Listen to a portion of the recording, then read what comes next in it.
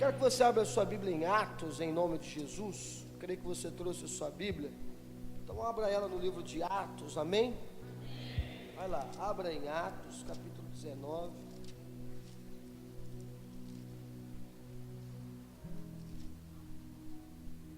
Atos, capítulo 19, versículo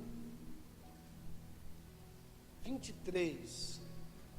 Quero que você preste atenção a esse texto. É um pouquinho comprido, mas eu quero ler com você inteiro, tá bom?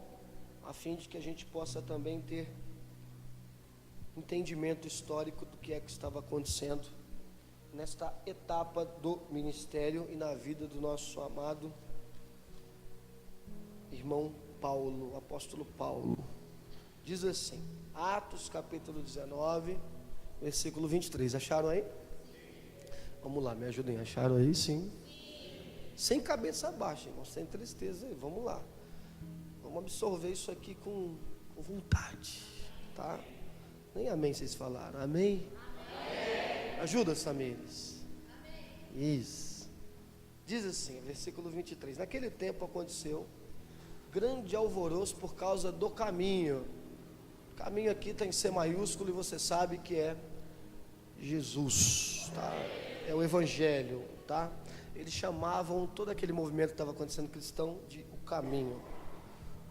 Um ourives chamado Demétrio, que confeccionava miniaturas de prata do templo de Diana e proporcionava grande luto aos artífices, promoveu uma reunião destes com os demais trabalhadores desta profissão e declarou: Senhores, sabeis que deste ofício vem o nosso enriquecimento. Estais observando e ouvindo que não apenas em Éfeso, como também em quase toda a província da Ásia, esse indivíduo, Paulo, tem persuadido e alterado o modo de viver de muitas pessoas, afirmando que deuses feitos por mãos humanas não têm poder divino. Ao continuar isso, correremos o risco de não ver não apenas a nossa arte perder o prestígio que ostenta diante de todos, como também de o templo da grande deusa Diana cair em descrédito. E mais, de a própria deusa, hoje adorada em toda a província da Ásia, em todo o mundo, ser destruída de sua majestade divina. Assim que ouviram isso, foram tomados de uma grande ira e começaram a exclamar: grande é a Diana dos Efésios. Rapidamente toda a cidade foi envolvida num absoluto alvoroço, e o povo correu alucinado para o teatro, arrastando os companheiros de ministério Paulo, os macedônios Gaio e Aristarco. Então Paulo quis apresentar-se à multidão, mas os discípulos o contiveram. Paulo ficou naquele momento, pastor Machado, entendeu? Meio doidão, meio, eu vou lá, tá? Então ele falou, eu vou lá, vou sair na mão com esses caras aí, ou sei lá, sair no diálogo, que Paulo era bom para debater, né? Tinha muito argumento, ele era muito bem articulado com as palavras. Versículo 31, também alguns dos oficiais religiosos romanos, amigos de Paulo, então Paulo tinha muitos amigos importantes, chegaram a mandar-lhe um recado expresso: olha, não se arrisca a ir lá no anfiteatro, fica aí, Paulo.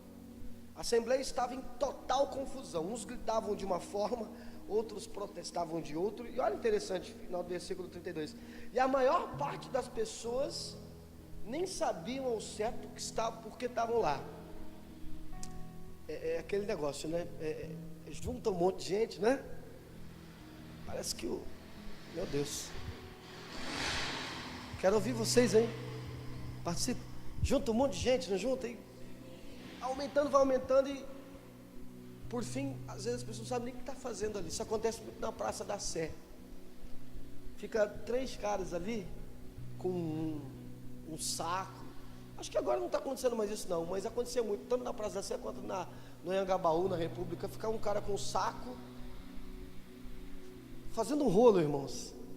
E aí vai juntando gente, e você está passando e você para ali e fala, o que está acontecendo aí? E você perde meia hora, 2 horas ali, e não sabe o que está acontecendo. Então foi mais ou menos assim, só que com um número bem maior de pessoas, né? Um grupo saído da multidão julgou que Alexandre fora o causador daquele tumulto. Não tem muita informação de qual Alexandre era esse, tá?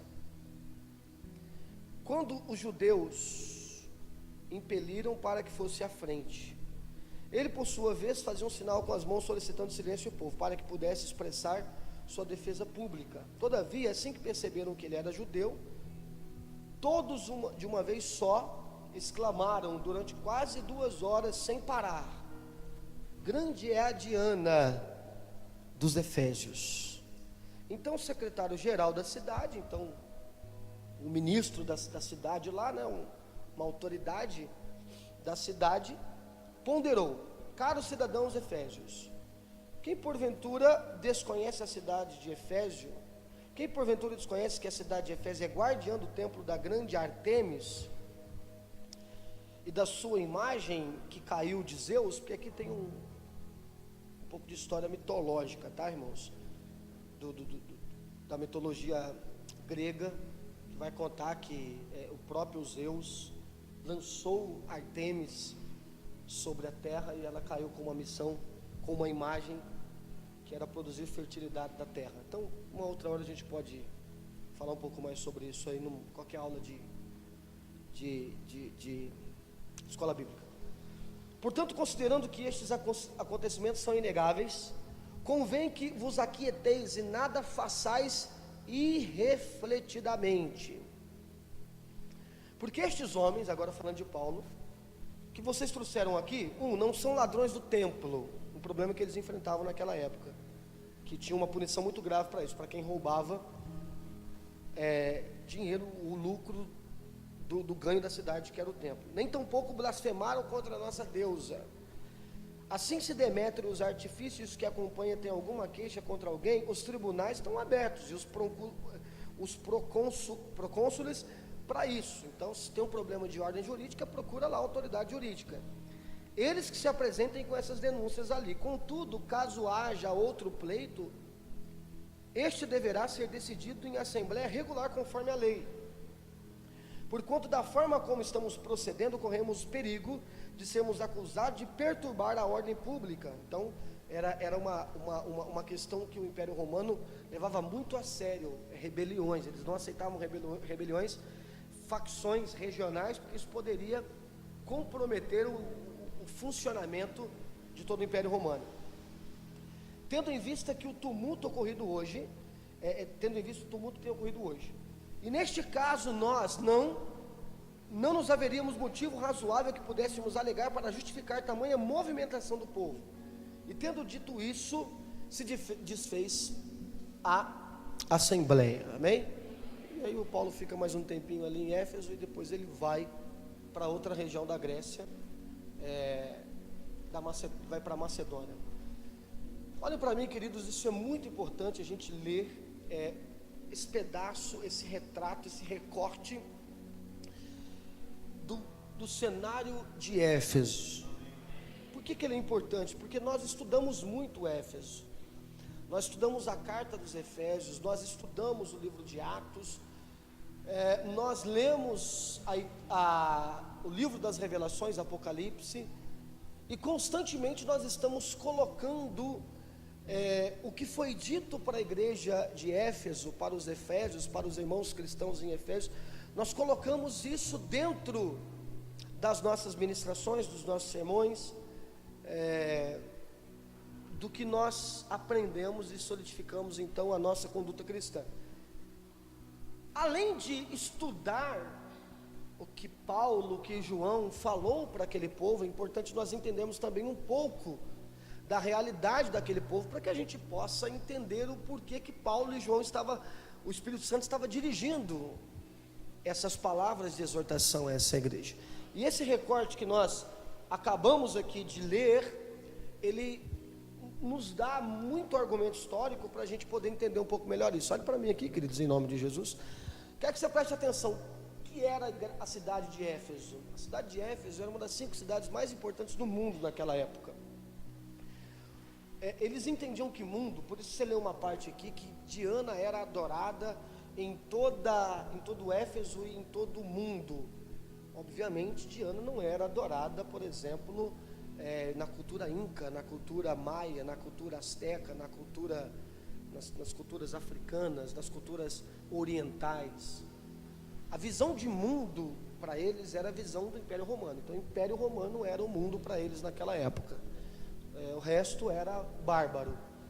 Entenda o seguinte: Éfeso era uma cidade importantíssima, era uma das grandes cidades. Você tinha Atenas, você tinha Roma, você tinha Alexandria, você tinha Antioquia e você tinha Éfeso. Eram as 5 principais cidades, as 5 maiores cidades da época. Nos dias de Paulo, essa importante cidade do Império Romano, que ficava na província da Ásia, não confunda a Ásia com a Ásia de hoje, onde fica o Japão, onde fica a China, Coreia. A Ásia era uma província onde hoje é o país da Turquia. Então a Ásia Menor. Então naquela região ali do Mar Egeu, deveria ter colocado o mapa para vocês, ali era a região da Ásia. E na região da Ásia tinha muitas igrejas. Então a gente conhece a igreja de Pérgamo, a gente conhece a igreja de Esmirna, a gente conhece a igreja de Éfeso, todas aquelas igrejas estão lá no Apocalipse.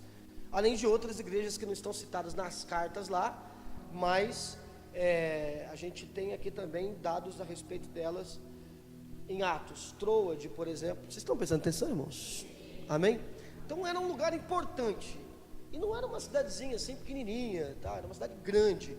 Nos dias de Paulo era aproximadamente 600 mil pessoas. Então, cidade grande mesmo, tá? Você pega aí 600 mil pessoas. Pega Diadema, por exemplo. Então era uma região grande, era importante por quê?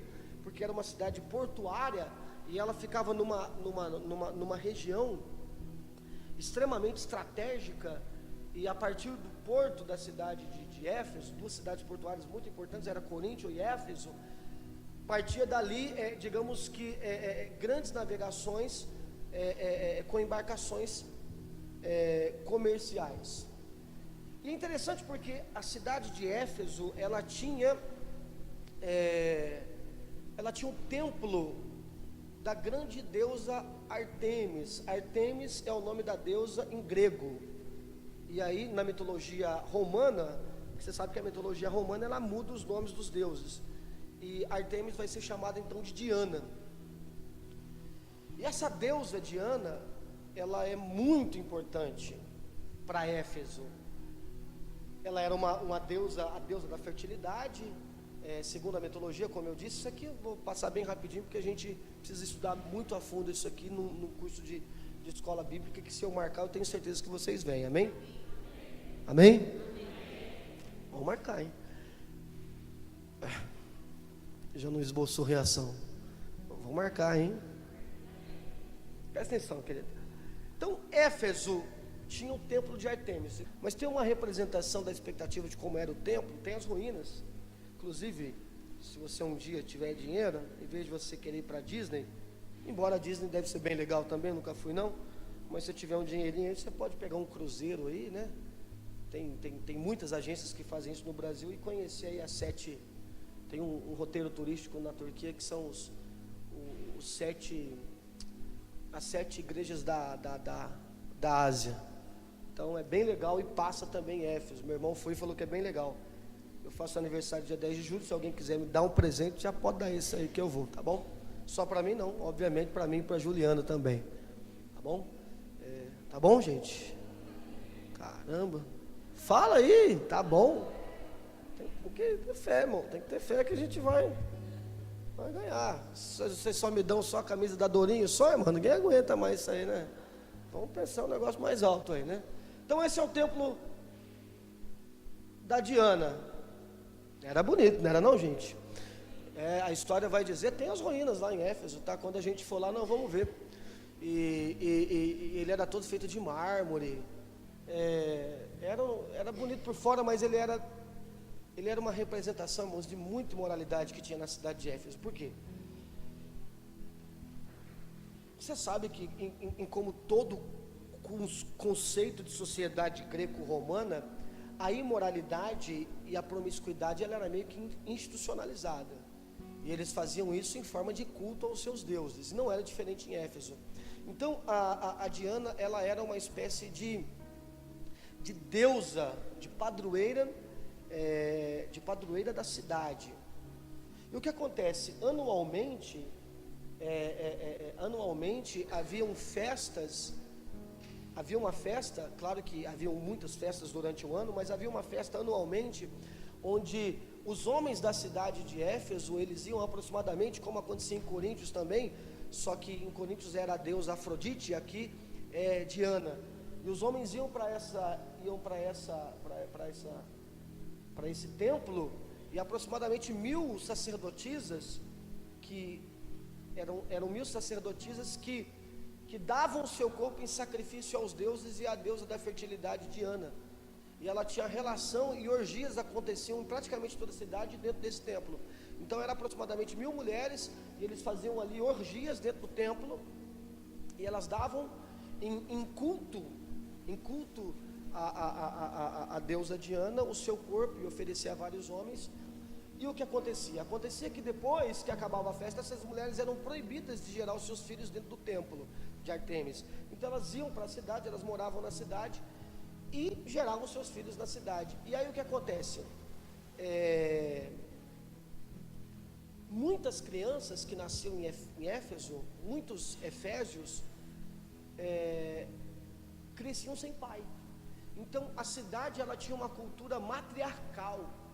Então era uma cidade que não tinha muito a questão de paternidade. Por quê? Porque devido a essas festas anuais, eram muitas as crianças. Imagina essa festa acontecendo dentro do templo, fora do templo, inúmeras mulheres gerando filhos que não tinham pai. Ou seja, era uma cidade que carregava, era uma cidade extremamente evoluída, uma sociedade econômica de muito sucesso, mas que também havia esse viés sociológico, do qual o que nós entendemos como imoralidade praticado de forma institucionalizada, e digamos que a cidade dependia disso também.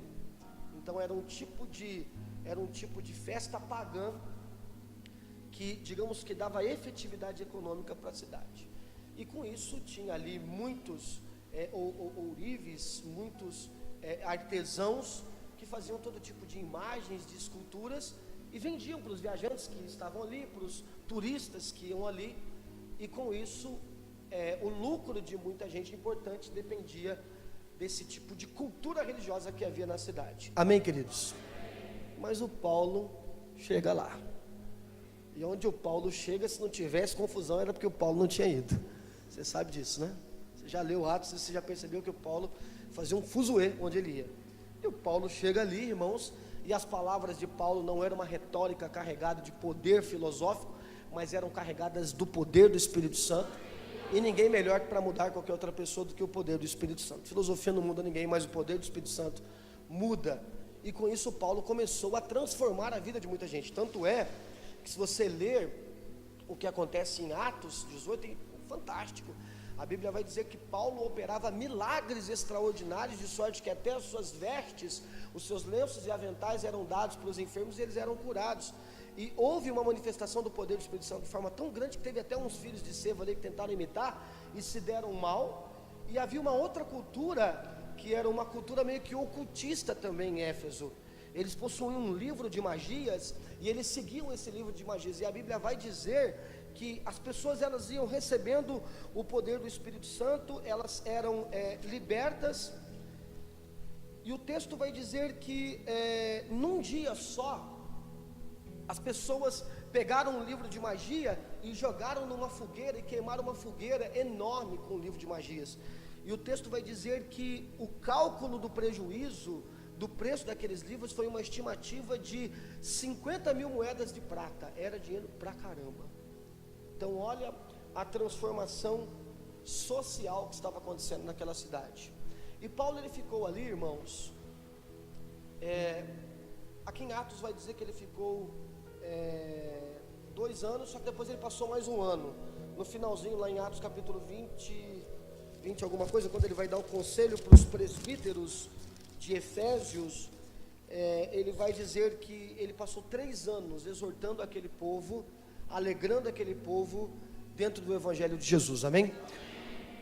Então Paulo morou lá por 3 anos. A tradição cristã, embora isso não esteja registrado na Bíblia, mas a tradição cristã diz que João, o apóstolo João, depois da diáspora e da perseguição em Jerusalém, nos judeus, ele teria mudado também para Éfeso, e ele morou em Éfeso, e provavelmente a tradição cristã vai dizer que ele escreveu as epístolas de João em Éfeso. Depois ele foi preso em Pátimos, não morreu, depois ele foi solto de Pátimos e voltou e viveu o resto da vida dele.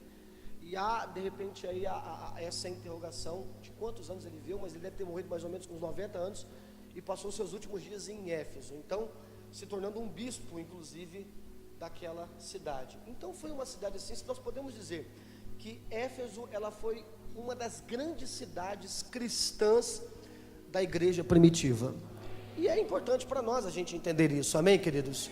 É importante nós entendermos isso. E a ministração hoje não é só aqui um pouco de jogado histórico, isso tem algo efetivo, extremamente comportamental, que deve ser estudado por nós, para a nossa postura no mundo cada vez mais pagão. Então o título da ministração hoje não é Diana, rainha dos Efésios, isso aqui é só para chamar a sua atenção, mas o nosso propósito aqui é falar mas pode deixar aí, Diana, tá? Mas o nosso propósito aqui é falar da nossa postura como cristãos num mundo cada vez mais pagão, analisando a postura de Paulo e da igreja de Éfeso naquela sociedade extremamente pagã, extremamente imoral, e uma sociedade com seus valores extremamente deturpados, tá? Para a gente saber qual é a nossa postura, a gente precisa saber, irmãos, que é o motivo da sociedade viver sobre esta plataforma destituída, como fala em Romanos 3, da glória de Deus, com impiedade, com pecado, com imoralidade. Paulo vai sintetizar muito bem isso quando ele escreve a sua carta para a igreja, para os irmãos cristãos de Roma. Eu quero que você dê uma lida comigo, embora seja um texto que você conhece, mas abra comigo em Romanos capítulo 2, porque Paulo, ele vai Romanos 1, desculpa, porque Romanos 1, 2, 3 é praticamente a mesma coisa, tá, gente? Mas vamos ler Romanos 1 aí, do estado que a humanidade se encontra, amém? Irmãos, eu acordei tão cedo como vocês, mas eu estou tão animado, acho que é o banho que eu tomei antes de vir para o culto. Toma banho. Eu estou olhando para alguns aí, estão tão abaleados aí. Acorda, irmão, em nome de Jesus, amém? Amém. Isso. Vai falando amém de vez em quando, Silvana, tá bom? Vamos lá, Romanos 1, versículo 18. Vamos ler um texto bem compridão aí, para quem quiser dar aquela dormida, aproveitar que tem um tempinho para você dormir agora aí. Vamos lá. Versículo 18. Portanto, a ira de Deus é revelada dos céus contra toda impiedade e injustiça dos homens, que suprimem a verdade pela injustiça humana. Tá? Então, de um lado nós temos a justiça divina e a injustiça humana. O homem é injusto, querido. Não queira colocar na conta do homem, o homem é bom, o homem é justo. Não, o homem destituído da glória de Deus, a sua natureza é injusta. Pois o que Deus se pode conhecer é evidente entre eles, porque o próprio Deus se manifestou. Será que Deus se manifestou sobre todo homem, pastor? Olha o versículo 20.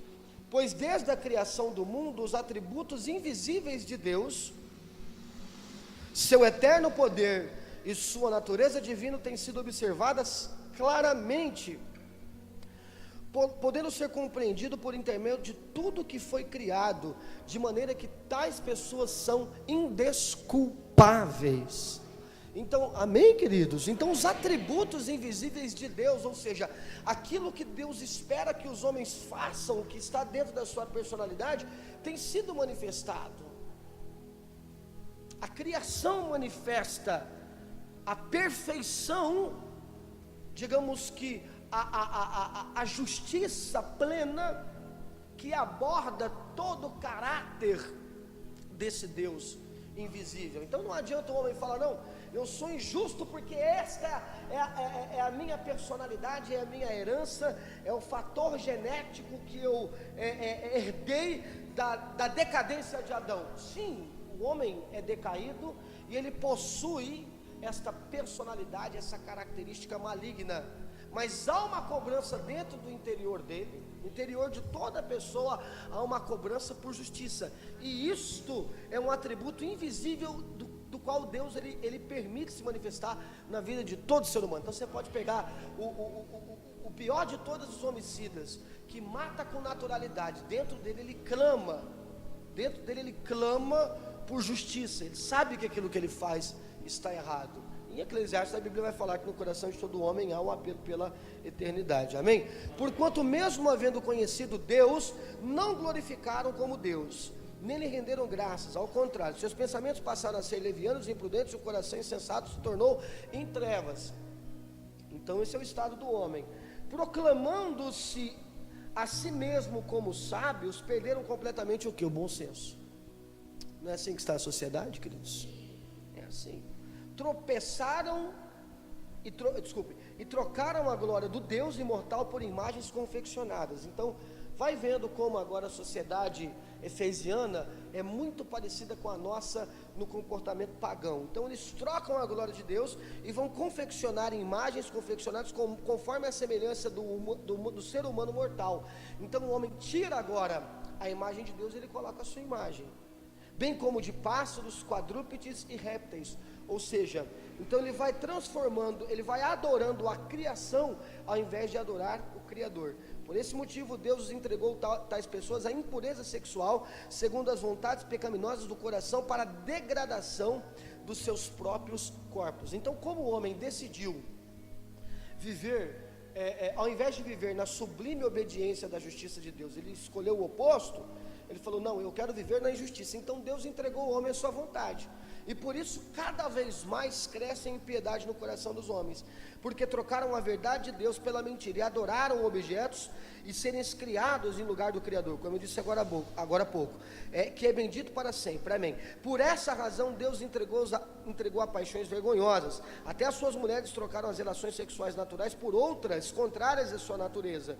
De igual modo os homens também abandonaram as relações sexuais naturais com suas mulheres, inflamaram de desejo uns pelos outros, deram então início à sucessão de atos indecentes, homens com homens, e por isso receberam em si mesmo o castigo que a sua perversão requereu. Então aqui, queridos, aquilo que foi criado por Deus como uma dádiva, um presente, que são as relações sexuais, porque você deve compreender comigo que há algo muito misterioso dentro de uma relação sexual, porque é um prazer que não se pode, digamos que ser produzido, senão, digamos que pelo atrito, pelo contato e pelo sentimento humano. Os animais eles não usam isso como prazer, os animais eles usam isso como um método de procriação, e o seu instinto vai direcionar isso. Entenda o seguinte, esse presente que foi dado por Deus foi deturpado pelo homem, e agora a imoralidade sexual, ela é uma marca de uma sociedade ímpia, tá, querido? É importante nós entendermos isso, que a imoralidade, ela é uma das grandes marcas de uma sociedade que cada vez mais está caminhando para a degradação em todos os sentidos. Então, quando você tem aí, e você percebe que isso estava muito latente na cultura greco-romana. Então, quando você tem aí pornografia, quando você tem adultério, quando você tem a desinstitucionalização do casamento, quando você tem movimento de casamento livre, aberto, do jeito que você quiser, com quem você quiser, homem com homem, mulher com mulher, homem com árvore, homem com cachorro, e a gente está chegando ao cúmulo de chegar ao mesmo estágio que estava, tá? A antiguidade, também no caso da pedofilia, como pregam os mais liberais, progressistas, pensadores filósofos da atualidade. Então, quando você tem essa marca, você começa a perceber que a imoralidade, ela está estampando uma situação da sociedade que é degradada. E como é que a igreja do Senhor se comporta? Qual é a postura dela perante Éfeso? Qual é o comportamento dela perante essa sociedade destruída? Então é isso que a gente tem que entender quando a gente lê a carta aos Efésios. Por que Deus vai falar que eles têm que voltar ao primeiro amor? Por que Paulo ele escreveu uma carta de 5 capítulos para eles? No final ele vai dizer, olha, vocês precisam se revestir aí do Espírito Santo, da armadura de Deus. Ele vai dar conselho de casamento. Paulo quase não dava conselho de casamento, de filho, questões comportamentais. Ele vai falar isso para os Efésios. Então é importante a gente entender isso para poder adquirir, irmãos, e reter o máximo do que ele realmente estava querendo dizer àquele povo, que também digamos que é inerente, está ligado ao que acontece com a gente, amém, queridos? E para terminar o versículo aí, além do mais, considerando que desprezaram o conhecimento de Deus, ele mesmo os entregou aos ardis da sua própria mente depravada, que os conduz a praticar tudo que é reprovável. Então tornaram-se cheios de toda espécie de injustiça, maldade e ganância. Agora você vai começar a perceber que essas coisas aqui também são presentes na nossa sociedade hoje. Olha aí, ó. Tornaram-se cheios de toda espécie de injustiça. Tem injustiça? Maldade. Tem maldade? Participa aí. Tem ganância? Depravação? Estão empanturrados de inveja. Quase não tem inveja hoje, né? Homicídio, rivalidade, engano, malícia, bisbilhoteiro. Olha só, caluniadores, inimigos de Deus, insolentes, arrogantes, presunçosos, vivem criando maneiras de praticar o mal e desobedecem aos seus pais. Olha aí, a desobediência ao pai. Se você não obedece ao teu pai, você precisa começar a mudar esse conceito. São insensatos, desleais, sem amor, sem respeito à família, sem qualquer misericórdia com o próximo. E apesar de conhecerem a justiça e a lei de Deus, que declara digno de morte tais pessoas que praticarem tais atos, não somente continuam fazendo, ou seja, então ninguém consegue reprimir o ímpeto pecaminoso que há no coração da sociedade, como além deles continuarem fazendo, eles aprovam e defendem aqueles que assim procedem, ou seja, então eles ainda patrocinam essa cultura de promiscuidade. Então você fala, caramba, pastor Machado, então o que estava acontecendo na cidade de Éfeso, o que acontecia na cidade de Corinto, o que acontecia em toda aquela região contemporânea a Paulo e a igreja primitiva, é muito próprio da nossa sociedade hoje, sim, porque é uma marca do fim dos tempos. Isso vai aumentar cada vez mais, e a gente não pode se assustar com isso. Na verdade, a ministração aqui hoje qual é a nossa postura diante de uma sociedade cada vez mais pagã, mais ímpia, de uma sociedade cada vez mais perdida. Qual é a nossa postura quando a gente lê Mateus 24, e Jesus vai falar a respeito das guerras, e Jesus vai falar a respeito das doenças, da falta de amor? Qual é a nossa postura? A igreja não pode se esconder, a igreja não pode se escandalizar, a igreja não pode temer, mas a igreja ela precisa cumprir o papel dela, amém, queridos? Mediante o que está acontecendo, amém, amados? Está entendendo, sim ou não? Irmãos, e eu diria que o que nós temos que fazer, a gente precisa reinventar a roda. Eu diria que o que nós temos que fazer é copiar o que a igreja primitiva fez. E Paulo, quando ele chega em Éfeso, ele não se deixa moldar, se influenciar pelo tipo de vida que aquelas pessoas tinham. Paulo vivia numa cultura muito pior que a nossa, irmãos. Guarulhos, irmãos, tadinho de Guarulhos, não é nada perto do que aconteceu em Éfeso. Sabe, o Brasil não é nada perto do que acontecia lá naquela região. Embora eu acredito que, pelo caminho que a gente percebe que está indo, essa cultura de impiedade, de promiscuidade, de pecado, de falência das instituições familiares, falta de amor ao próximo, vai ganhar muita ênfase, vai aumentar muito de intensidade. Mas sabe, irmãos, Paulo ele não se deixa influenciar por aquele estilo de vida, ele não se deixa influenciar por aquela sociedade, mas quando ele chega naqueles lugares, ele, através do Espírito Santo, ele muda a vida de muitas pessoas. Irmãos, não é aceitável uma postura da igreja que não seja antagonista aos valores da sociedade que está aí. A nossa postura não pode se equiparar, não pode concordar, compactuar, imitar, simular, emular o que está aí. E por vezes, irmãos, as pessoas que estão dentro da igreja, ao invés de influenciar as pessoas que estão fora, parece que sentem-se atraídas a serem influenciadas por aquilo que está aí. Só que o que está aí está contaminado. o que está aí está destruído. É nítido o abandono, a imoralidade, o pecado, a falência, a decadência da sociedade. E nós, assim como a igreja primitiva, hoje aqui o assunto é o apóstolo Paulo, devemos cumprir o nosso papel. Paulo, ele chega em Éfeso, ele fica ali 3 anos, ele vai pregar numa sinagoga.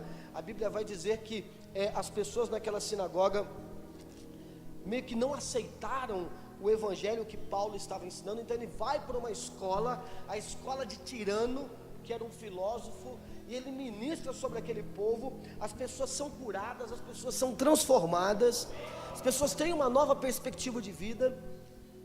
E aí, irmãos, a gente percebe algo interessante: mudanças sociais acontecem. Você percebeu aqui? Vocês não precisam ir lendo não, mas eu vou lendo aqui, relendo a leitura que nós fizemos agora há pouco. Mas quando você se depara com o texto e você vê que esse capítulo 19 diz que as pessoas vão pegar os seus livros de magias e queimar, que o Demétrio, que era um cara que ganhava muito dinheiro confeccionando imagens de idolatria, e ele vai se sentir ameaçado com aquela cultura que Paulo estava ensinando, e ele faz um motim na cidade. Ele leva toda a cidade para um anfiteatro. Coloca a foto do anfiteatro e as ruínas do anfiteatro. Olha o tamanho do anfiteatro de Éfeso. Cabiam aproximadamente 25 mil pessoas. Era um lugar extremamente evoluído. Isso aqui são as ruínas. Então esse cara, ele faz um motim na cidade, leva a maioria das cidades para lá, para o anfiteatro, e ele começa a dizer: esse cara está pregando costumes, e a nossa deusa, todo mundo grita, rainha dos Efésios, Diana, Diana, ela vai cair em descrédito. Olha só, né? Digamos que a pouca confiança que esse homem tinha na deusa dele, né? Como é que pode um homem, digamos que, ser maior que a deusa dele? Se bobeasse mais um pouquinho, esse cara se converteria também. Ele sabia que a deusa dele não passava de algo frajuto, algo inventado. Era só uma deusa que representava as hostes satânicas do inferno, só isso. E é tão interessante, irmãos, porque o Paulo, ele chega nesse lugar e através do Espírito Santo ele provoca uma mudança nas pessoas de comportamento. Irmãos, as pessoas precisam ter contato conosco, que somos cristãos, isso está dentro da nossa postura, mas as pessoas precisam mudar o comportamento delas através do contato que elas têm conosco. Sabe, irmão, é inadmissível um cristão que anda com o ímpio, e o ímpio não se sente atraído a espelhar nesse cristão uma transformação de comportamento. É interessante nós observarmos que mudanças sociais aconteceram em Éfeso, e o que incomodou pessoas importantes da cidade. Sabe, irmãos, uma postura que precisa ser evidente, clara, na igreja do Senhor é isso. A igreja do Senhor, por onde ela passar, ela tem que promover mudanças sociais. Amém, queridos? Então, sei lá, mas sabe, enquanto eu ministro isso, você vai tendo aí, digamos que um leque de entendimento a respeito disso. Mas você começa a andar com um cara que rouba, que mente, que se prostitui, e o teu comportamento vai constrangendo, vai amando, vai ajudando até aquela pessoa mudar. Quantas são as pessoas que têm lucro? O paganismo lucrava com aquelas pessoas, e hoje o tráfico, hoje a prostituição, hoje a corrupção tem lucrado com o sofrimento de muitas pessoas, e nós temos um chamado claro para representar Jesus e acabar com esse lucro, e acabar com essa indústria de destruição. Há uma indústria de destruição que tem usado o ser humano para promover o enriquecimento de alguns. E essas mudanças sociais acontecem quando um cristão transformado entra em contato com alguém que é perdido. E é interessante, irmãos, porque quando o Demétrio faz aquele motim todo, e o secretário da cidade chegou e falou assim: olha, a gente vai ter problema com Roma, hein?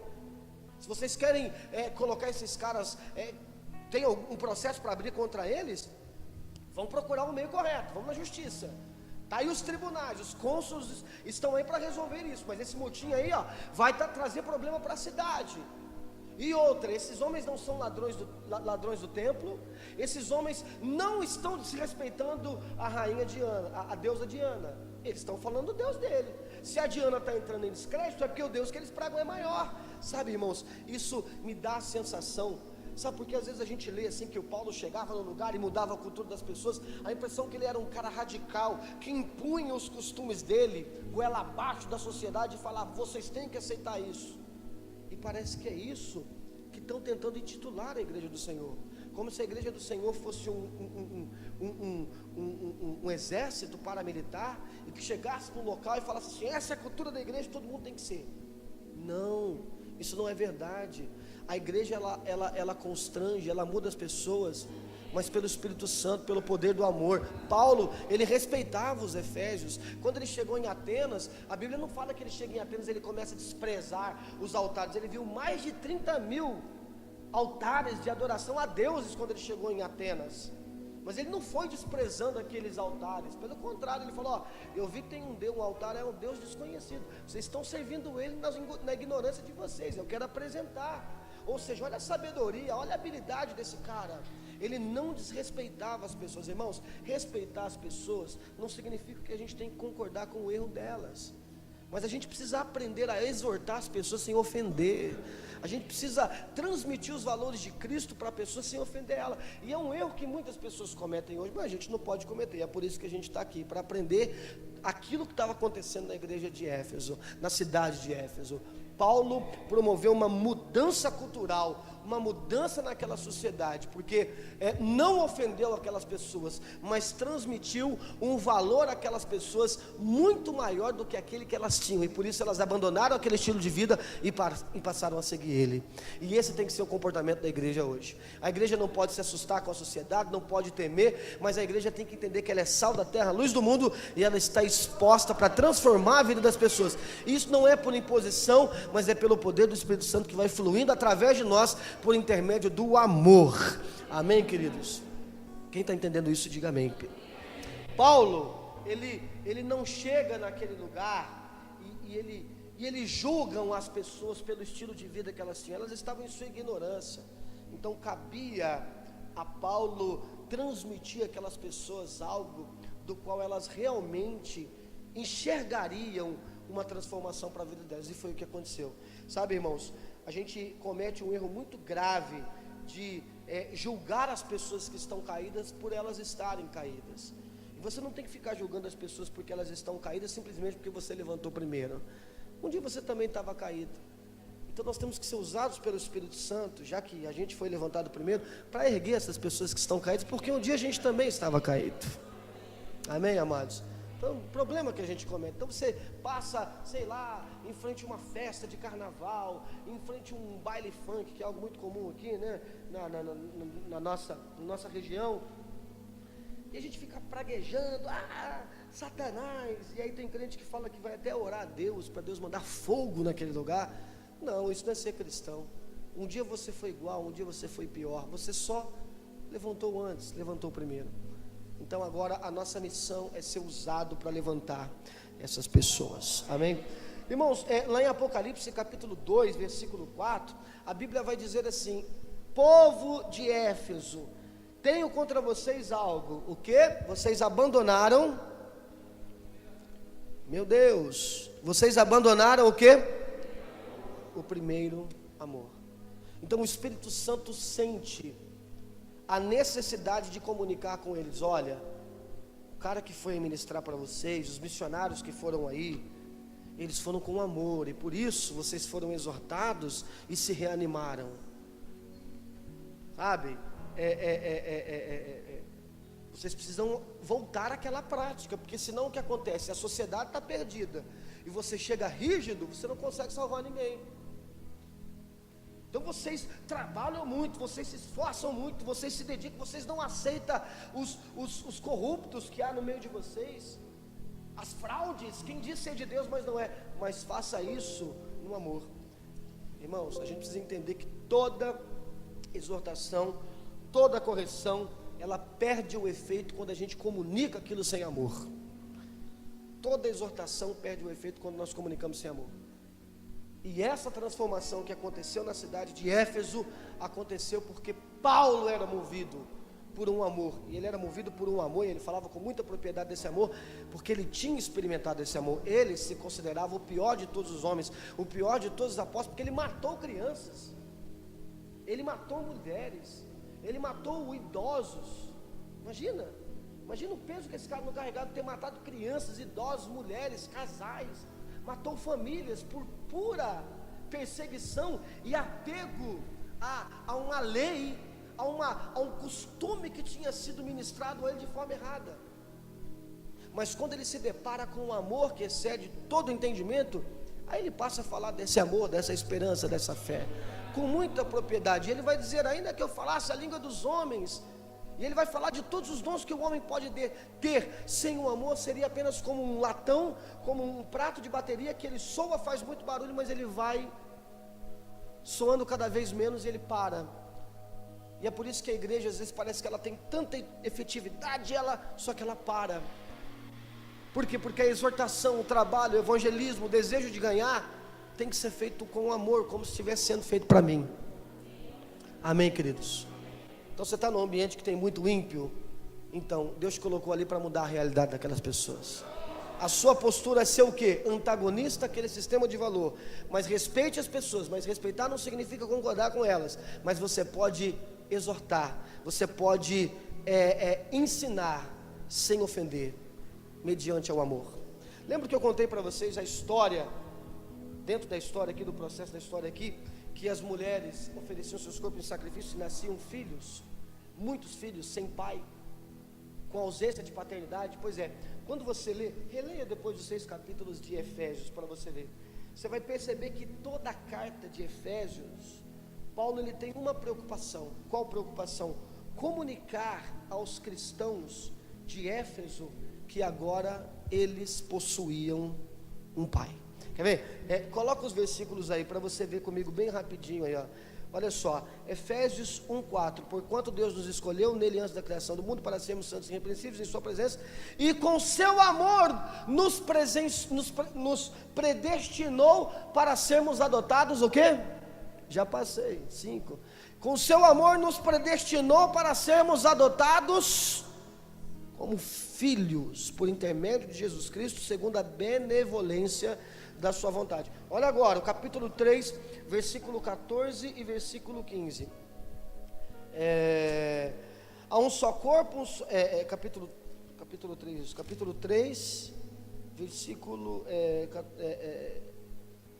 desculpa, eu notei errado aqui, vocês vão colocar errado. Então é 4, 5 e 6. Há um só Senhor, uma só fé, um só batismo, um só Deus e Pai de todos. Amém? Agora sim, 3, 14 e 15. Por esse motivo dobro os meus joelhos diante do Pai, do qual se deriva toda paternidade nos céus e na terra. Agora capítulo 5, versículo 1. Portanto, sede meus imitadores como filhos amados. Agora 6, 23. A paz esteja com os vossos irmãos, bem como o amor com fé da parte de Deus, Pai do nosso Senhor Jesus Cristo. Então, durante toda a carta de Efésios, Paulo ele vai destacar a paternidade. E por que ele estava destacando a paternidade para aquela sociedade? Porque era uma sociedade que não tinha pai. Porque ali tinha muitos adolescentes, ali tinha muitos jovens, ali tinha muitos homens, tinha mulheres que eram frutos do quê? Daquela sociedade pagã, que colocavam um monte de adolescente, um monte de jovem num templo e ofereciam sacrifício a uma deusa, engravidavam e não sabiam que era o pai, porque tinham relação com milhares de homens, e nasciam aquelas pessoas sem identidade paternal. E Paulo, sabendo disso, reconhecendo os problemas daquela sociedade, ele traz o remédio que a sociedade precisava. A sociedade está doente, ela precisa de um remédio, e você precisa identificar qual é esse remédio e dar esse remédio. E eles não tinham paternidade, e Paulo apresenta Deus como pai daquelas pessoas. Irmãos, um dos maiores privilégios dos filhos de Deus é comunicar a possibilidade de ser aqueles que ainda não são. O mundo é órfão, o mundo está perdido e você foi salvo antes, e agora nós precisamos comunicar que eles também podem ser salvos. O mundo está perdido e você não foi chamado para fazer publicidade que o mundo está perdido, mas você foi chamado para transmitir, comunicar a esperança que eles podem ser salvos. Amém, queridos? Então essa é a nossa postura diante de uma sociedade igual Éfeso. E aí eu concluo dizendo que a religião que Deus, o nosso Pai, aceita como sincera e imaculada é essa: cuidar dos órfãos, das viúvas em suas dificuldades, especialmente não se deixar corromper pelas filosofias humanas. Então, de um lado você tem, eu não sou corrompido por Éfeso, e do outro você salva as pessoas corrompidas de Éfeso. Você resgata aqueles que não têm paternidade. Coloque isso no seu coração. Essa é a postura do cristão na modernidade: não se deixar ser contaminado e salvar pessoas. Lembre-se que lá em Atos 19:32 a gente citou aqui que as pessoas estavam naquela confusão e a maioria delas nem sabia o que estava fazendo lá. Irmãos, tem tanta gente que está na ignorância, tem gente que nem sabe o que está fazendo, só está lá por causa do barulho. Então a nossa missão é às vezes salvar pessoas que nem sabem que precisam ser salvas. Às vezes a nossa missão é ajudar pessoas que nem sabem que precisam ser ajudadas. Amém, queridos? Então que a gente cumpra essa missão. Deus não te levou na faculdade, querido. Deus não te levou no trabalho. Deus não te colocou naquele emprego. Deus não te colocou naquele lugar por qualquer motivo. Tem uma sociedade aí parecida com a sociedade de Éfeso, que tem a sua deusa. Essa deusa Diana, ela representava ela era a síntese de uma sociedade corrompida. Há uma sociedade corrompida. A imoralidade, a corrupção, a ganância são deuses da nossa era. E a gente está aqui hoje porque nós somos uma igreja que teremos uma postura agressiva nesse mundo, mas a nossa agressividade é movida por amor. Ela respeita, mas ela exorta. Ela corrige, mas ela não ofende. O objetivo dela é transmitir amor, paternidade a pessoas que estão na condição de viuvez, de orfandade, a pessoas que estão vivendo, e o mundo tem tentado falar de amor, mas não consegue transmitir, porque o amor não é um sentimento, o amor é Deus, e você tem o Espírito Santo. A Bíblia vai falar em Romanos 8 que o Espírito Santo, ele testifica em nós que nós somos filhos. E o Espírito Santo, ele promove dons, e o maior de todos os dons é o amor. Então que quando você amar as pessoas, você transfira o Espírito Santo para testificar no coração delas que elas também são filhas, em nome de Jesus. Quem crê nisso, diga graças a Deus.